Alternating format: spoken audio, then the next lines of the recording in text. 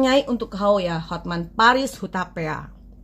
Nyai ada lihat sebuah video yang mana di situ si Hotman ini ada mengeluarkan kata-kata bodoh. Kenapa sih baru sekarang komplain protes? Kenapa? Pertanyaannya, si Hotman ini paham nggak sih proses sengketa pilpres? Ya, keberadaan manusia ini di 02 malah merugikan 02 loh. Ya, perlu kau tahu ya Hotman Paris, yang kau tuduh bodoh itu 01 atau 03. Perlu kau tahu lagi Hotman Paris, di 01 itu ada mantan ketua MK yang bernama Hamdan Zulfa. Ada mantan ketua KPK yang bernama Bambang Wijayanto. Itu mereka cerdas, otaknya di atas otak kau kecerdasannya. Ya. Lalu di 03 ada Prof Mahfud, ada Todung Mulya Lubis, dan mereka pun semua profesional. Ya, mereka tuh orang-orang yang cerdas di negara ini. Mereka berprestasi, sedangkan kau siapa Hotman Paris? Apa prestasi kau? Yang ku tahu selama ini, kau itu, kapasitas otak kau itu hanya menyelesaikan sengketa rumah tangga dan membuat sensasi. Lalu yang lebih hebat lagi dari kau itu adalah sensasi yang sering kau buat itu adalah kau telanjang-telanjang di kolam renang sama cewek-cewek. Masa orang seperti ini dipakai untuk sidang di MK? Sampai nggak otaknya di sana? Hah? Ini masalah hukum tata negara loh. Sampai nggak otaknya dia di sana? Ini 02, hati-hati pakai orang ini. Justru nanti akan merugikan 02 sendiri. Ya, karena modal bacotnya yang asal bunyi itu, sedangkan di 02 itu ada Prof Yusril, ada Bang Otto Hasibuan, yang mana mereka tuh lebih berkelas cara bicaranya. Kenapa manusia ini yang disorong ke depan? Yang ada merugikan, yang ada mempermalukan. Ya, cobalah lihat cara dia bicara. Nggak dipakai otaknya. Perlu kau tahu tuh Hotman Paris, yang kau lawan itu di 01 dan di 03 nggak sederajat sama kau. Jauh sekali. Nggak sampai otak kau mengurusi sidang di MK. Nggak sampai. Lebih baik kau mundur lah daripada kau bikin ricuh. Memberikan pernyataan yang menantang Hotman Paris, sekeras itu, seberani itu beliau. Saya mengerti Nyai Dewi Tanjung ini adalah orang yang memang tidak pernah takut kepada siapapun ya. Kita lihat dalam beberapa video, siapapun ditantang kalau dia merasa benar, maka dia tidak perlu takut, termasuk mengkomentari Hotman Paris ini. Ya, Hotman Paris yang dikatakan bahwa cocoknya dia ada di kolam renang buka-buka baju gitu ya, sama cewek-cewek. Nah, sekarang kita lihat berita ini, Hotman Paris 01 dan 03 pulang aja. Nah, ini juga pernyataan-pernyataan yang menjadi kontroversi yang disampaikan oleh Hotman Paris. Kata-kata yang tidak menghargai sebuah proses demokrasi ya. Kok disuruh pulang gitu kan, memang salah gitu kan. Sengketa pilpres ini kan memang sesuai dengan konstitusi, sesuai dengan undang-undang.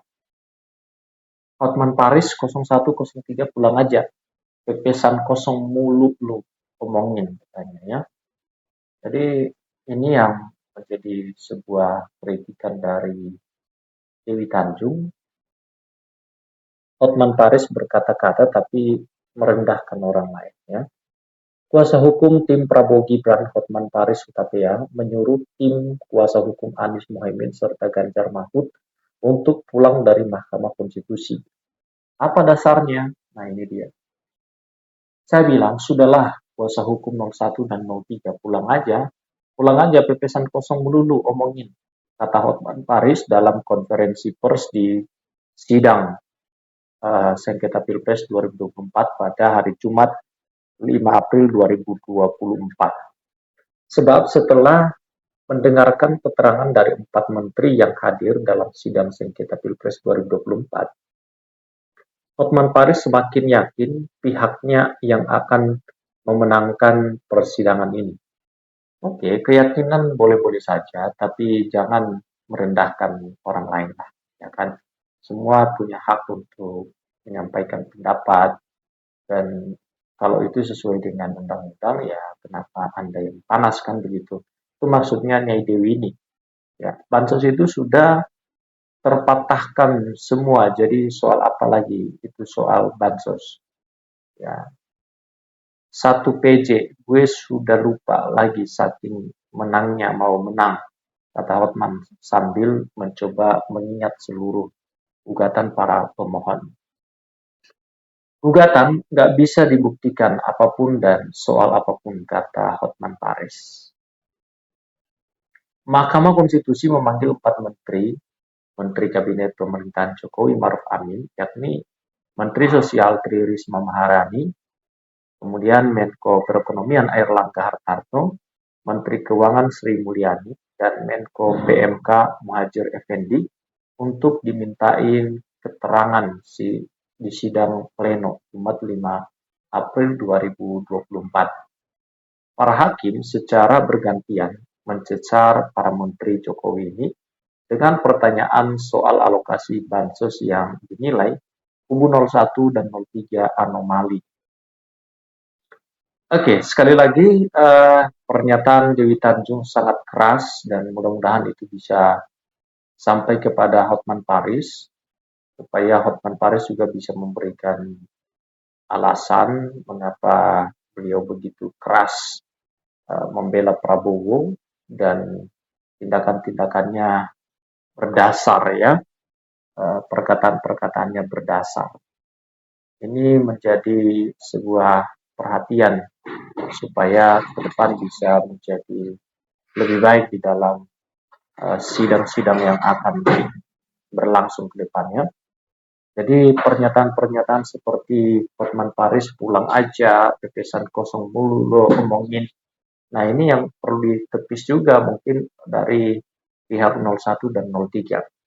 Di pihak 01 kan ada mantan ketua Mahkamah Konstitusi, ketua KPK, dan juga demikian di 03 ada Profesor Mahfud MD di sana yang juga berkompeten untuk memberikan pertanggungjawaban terkait dengan soal-soal hukum, ya.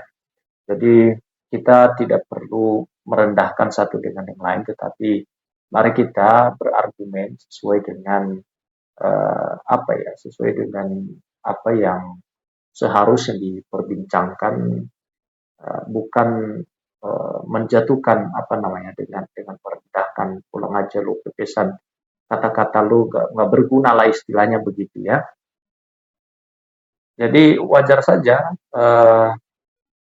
Dewi Tanjung ini menyampaikan sebuah pernyataan yang keras untuk Hotman Paris, ya, karena Hotman Paris ini memang pandai untuk memberikan move gitu, ya, untuk membentak gitu kan. Lawan-lawan politiknya kan selalu dikalahkan dengan di move dulu gitu kan.